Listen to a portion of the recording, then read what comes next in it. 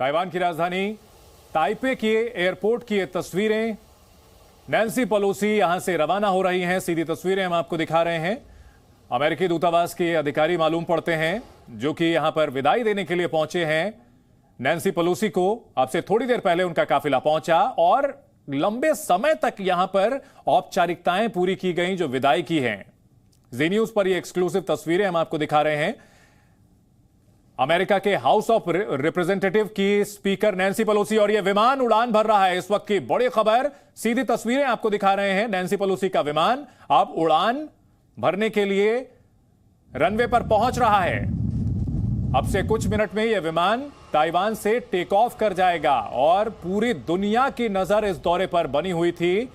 पिछले 24 घंटे पूरी दुनिया ने सांसें रोक करके इस दौरे को देखा है कि आखिरकार क्या होगा। कृष्ण मोहन, विमान अब उड़ान भरने को तैयार है, तैयारी हो रही है। बहुत महत्वपूर्ण ये उड़ान कही जाएगी। बहुत कम मौके ऐसे होते हैं, बहुत दिनों बाद आते हैं कि जब कोई एक यात्रा विश्व राजनीति पर बहुत ज़्यादा असर डालती हो। और ये एक ऐसी यात्रा थी, जैसा कि कल से आज तक में जो चीज़ें पता लगी कि जो उनकी फ़्लाइट थी उसको जितने लोगों ने ट्रैक किया वो अब तक का रिकॉर्ड है। यानी जो नैन्सी पेलोसी की फ़्लाइट थी उसको इतने ज़्यादा लोगों ने ट्रैक किया ऑनलाइन और दूसरे इक्विपमेंट से कि वो उतना ज़्यादा ट्रैक आज तक किसी भी उड़ान को नहीं किया गया। और शायद उनकी जो ये यात्रा थी जो 24 घंटे की भी नहीं थी, दुनिया की सबसे जो चर्चित यात्राएं हैं उनमें से एक मानी जाएगी। अभी आगे इसके रिपरकशंस क्या होते हैं, आगे इसके नतीजे क्या निकलते हैं, सिलसिला किधर जाता है, ये आगे समझ में आएगा। लेकिन ये ज़रूर है कि ये यात्रा ऐतिहासिक महत्व की रहेगी और इस यात्रा को हमेशा याद रखा जाएगा विश्व कूटनीति के जब भी जिक्र किया जाएगा तो। बिल्कुल, विश्व कूटनीति का जब भी जिक्र किया जाएगा, एक ऐसा मौका आया जब कहीं ना कहीं अमेरिका और चीन के बीच फेस ऑफ जैसी सिचुएशन हुई। श्रीवास्तव जी, अगर बात की जाए कल रात में जिस तरह से लाइट्स ऑफ थी और एस्कॉर्ट में लाया गया इस विमान को, तो कहीं ना कहीं एक बड़ा खतरा महसूस कर रहा था अमेरिका भी। चीन की ओर से जो बयानबाजी की जा रही थी उसे एक बड़े थ्रेट के तौर पर देख रहा था और कहीं ना कहीं अब राहत की सांस ली होगी। बिना किसी इवेंट के ये यात्रा संपन्न हो रही है। मुझे आपका ऑडियो नहीं मिल पा रहा है, मैं क्वेश्चन को नहीं समझ पाया। जी, आप कल जब विमान लैंड कर रहा था इनका तो लाइट्स ऑफ कर दी गई थी और उसके बाद आज अब ये बिना किसी हिकअप के, अगर कहा जाए किसी तरह के फ्लेयर अप के, विमान अब यहां से टेक ऑफ कर रहा है। अब अमेरिका ने भी राहत की सांस ली होगी। अब देखिए, अमेरिका के ऊपर जिम्मेदारी इस विमान को लाने और ले जाने के बाद भी बनी रहेगी, क्योंकि ताइवान के ऊपर उन्होंने एक ऐसी मुसीबत का, अगर आप कहें पहाड़ या चिंता का, सब वो छोड़ दिया है कि अब चीन क्या करेगा। क्योंकि अगर आप देखेंगे कि शी के पास ऑप्शंस की कमी हो गई है। उन्होंने बहुत धमकी दी, धमकी के बाद धमकी दी, उस धमकी के बावजूद नैन्सी पेलोसी पहुंच गई। अब शी के सामने एक्शन लेने के अलावा कोई और दूसरा चारा नहीं है, क्योंकि उन्हें अपनी डोमेस्टिक ऑडियंस को एड्रेस करना है। मिलिट्री एक्शन अपने आप में, हार्ड एक्शन की पॉसिबिलिटी बहुत कम लगती है, उसकी संभावना बहुत कम है। तो सॉफ्ट एक्शन में जो अभी बाकी पैनलिस्ट ने बताया कि अगर वो ऐसी चीजों को बैन कर देते हैं, खास तौर से जिस सैंड की आप बात कर रहे हैं, और चिप इंडस्ट्री डाउनवर्ड ट्रेंड लेती है, इसका इम्पैक्ट ग्लोबल होगा। अमेरिका पे होगा, चाइना पे होगा, इंडिया पे होगा, हर जगह होगा।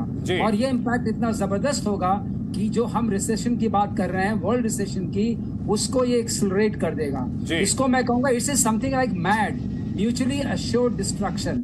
इसलिए हम ये प्रे करते हैं और ये विश करते हैं कि ये यात्रा समाप्त हो और शांति बनी रहे और लोगों के अंदर सद्बुद्धि आए। बिल्कुल कृष्ण मोहन, दुनिया यही मान रही है, दुनिया यही मना रही है एक्चुअली कि ये यात्रा शांतिपूर्वक संपन्न हो। और जो दोनों पक्ष हैं, ऑस्ट्रेलिया की ओर से कहा गया कि इस मुद्दे को लेकर के रिस्ट्रेन बरतना चाहिए, बहुत ज्यादा तूल नहीं दिया जाना चाहिए और दोनों पक्ष संयम बरतें।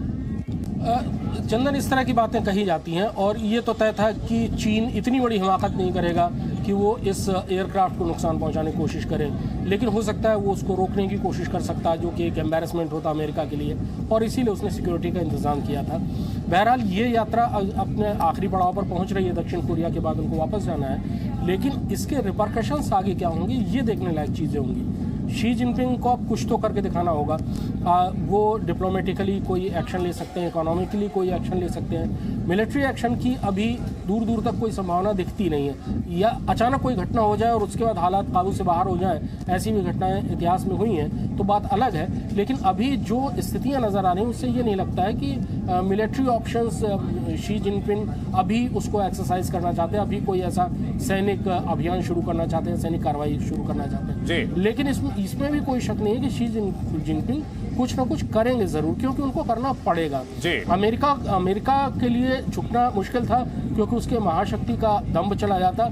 उसी तरह से चीन को भी अब कुछ करके दिखाना जरूरी होगा, नहीं तो जो उसकी एक उभरती हुई महाशक्ति का दम्भ है उसकी हवा निकल जाएगी और अमेरिका के सामने वो अपने आप को बौना साबित नहीं होने देंगे किसी भी स्थिति में शी जिनपिंग। जी रोबिन सचदेव, कहा जाता है कि when a cat is cornered it attacks, it is definitely that it will attack. अगर बात की जाए शी जिनपिंग की, डोमेस्टिक मोर्चे पर घिरे हुए हैं, इकोनॉमी खराब मोड में चल रही है और यहां अमेरिका की ओर से जो धमकियां थी उसको पूरी तरह से दरकिनार कर दिया गया।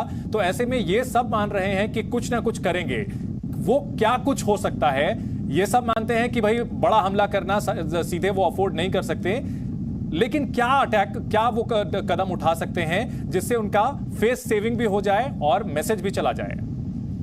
Great question. मेरे ख्याल से देखिए, मिलिट्री एक्शन तो हम सब रूल आउट कर रहे हैं कि आपस में कोई फायरवर्क्स नहीं होंगे, बट चाइना ने ये जो अनाउंस किया है, ये जो सी नेवी और एयरफोर्स की एक्सरसाइज जिसमें ये ताइवान की पूरी घेराबंदी कर रहे हैं, राइट, जिसके जरिए ये प्रैक्टिस है, ड्रिल है। देखिए एब्सोल्युटली राइट, शी को कुछ नया करना था ना, पेलोसी आके चलेगी, शी धमकाते रहे, पर अब नया क्या करें वो? ठीक है, अभी तक उनकी एयरफोर्स आती थी ताइवान के एयर स्पेस पे, 50 प्लेन एक दिन में आ गए चले गए, आसपास ये वो कुछ मिसाइल टेस्टिंग ये वो। इससे कोई नेक्स्ट लेवल पे क्या कर सकते हैं वो? तो मेरे विचार से बाय द वे ये जो ताइवान के आसपास इन्होंने एक्सरसाइज करी है बहुत बड़ी चीज है। इन्होंने क्या करा है, ये ताइवान के पूरे आइलैंड की घेराबंदी करी है जी। ओके, वहां पर अपनी नेवी और एयरफोर्स लगा करके लाइव एक्सरसाइजेस, मिसाइल टेस्टिंग ये वो। और इसका ऑब्जेक्टिव क्या है कि अगर हमें कभी ताइवान की पूरी घेराबंदी ब्लॉकेड करना हो जी तो हम कैसे करेंगे। तो ये तो उसका प्रोटोटाइप पायलट मॉडल दिखा रहे हैं बना के। अब इस बीच ज्यादा क्या कर सकते हैं? ये विमान उड़ान भर चुका है, दुनिया का सबसे चर्चित दौरा, और ये विमान उड़ान भर चुका है। 24 घंटे से भी कम का ये दौरा रहा, लेकिन इस दौरे की पूरी दुनिया में जितनी चर्चा हुई उतनी हाल फिलहाल शायद ही किसी दौरे की हुई होगी। ये विमान नैन्सी पेलोसी को लेकर के ताइवान की सरजमी से उड़ान भर चुका है। इस वक्त की सीधी तस्वीरें हम आपको दिखा रहे हैं। नैन्सी पेलोसी ताइवान से उड़ान भर चुकी हैं, उनका विमान अब एयर स्पेस में पहुंच चुका है।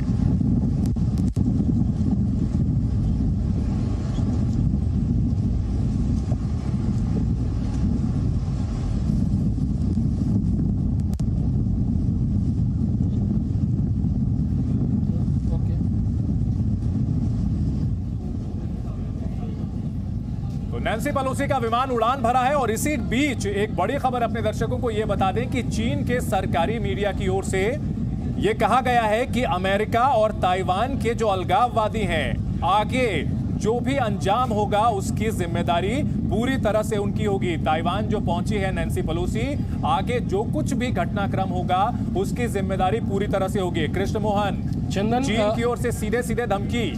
चंदन, चीन धमकियां देने का आदी रहा है। डोकलम के मामले में हमने देखा था कि ग्लोबल टाइम्स किस तरह से दिन रात धमकियां दिया करता था, लेकिन इस बार मामला थोड़ा सा अलग है। अगर अमेरिका किसी भी तरह महाशक्ति होने का जो उसका रुतबा है उसको खोना नहीं चाहता, तो चीन भी ये बिल्कुल नहीं चाहेगा कि उसकी धमकियां सिर्फ कोरी धमकियां बनकर रह जाएं और कल को उसको कोई भी माफ कीजिएगा गंभीरता से ना ले। शी जिनपिंग को करना तो कुछ ना कुछ जरूर पड़ेगा। जो जबान है वो एक प्रोटोकॉल की जबान नहीं होती, अंतर्राष्ट्रीय प्रोटोकॉल में जिस तरह से चीन अब इन्होंने जो बात कही है, China will keep its word, so please have patience and confidence, ये बहुत गंभीर बात है। और वैसे भी अंतर्राष्ट्रीय कूटनीति में इतने सख्त लफ्जों का इस्तेमाल थोड़ा सा असामान्य माना जाता है। यानी शी जिनपिंग कुछ ना कुछ तो करेंगे, और क्या करेंगे इस पर दरअसल पूरी दुनिया की निगाह रहेगी। ये दौरा खत्म हो गया, लेकिन इस दौरे से जो एक कहानी शुरू होगी वो अभी इतनी जल्दी खत्म होगी नहीं। अमेरिका का एक तरह से ये अमेरिका की चाल थी।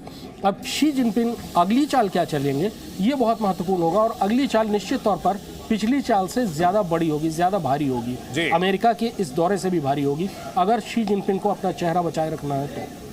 बिल्कुल, क्योंकि उन जिस तरह से आने वाले समय में अधिवेशन होना है और उनको तीसरी बार राष्ट्रपति चुना जाना है, तो कहीं ना कहीं जिस बात पर रोबिन सचदेव बात ये भी हो रही है कि डोमेस्टिक ऑडियंस के लिए, और जब ये कहा जाता है चीन की ओर से कि China will keep its words, please have patience and confidence, बहुत ही सख्त शब्दों का इस्तेमाल किया गया है।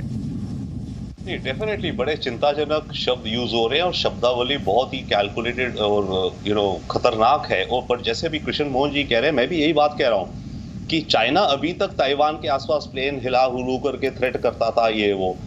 अब पेलोसी विजिट के बाद चाइना को कुछ बड़ा जवाब देना पड़ेगा ना, और मिलिट्री रूप से अभी फिलहाल ये दिखता है चाहे एक्शन ना हो, बट ये जो ब्लॉकेड का ये जो कर रहे हैं ना आजकल में, ये पूरा ताइवान को घेर लेंगे जी। उसके आसपास इन्होंने ऑलरेडी एडवाइजरी दे दी है कि यहाँ पे लाइव एक्सरसाइजेस होंगी तो कोई एयरक्राफ्ट और कोई शिप ना आए।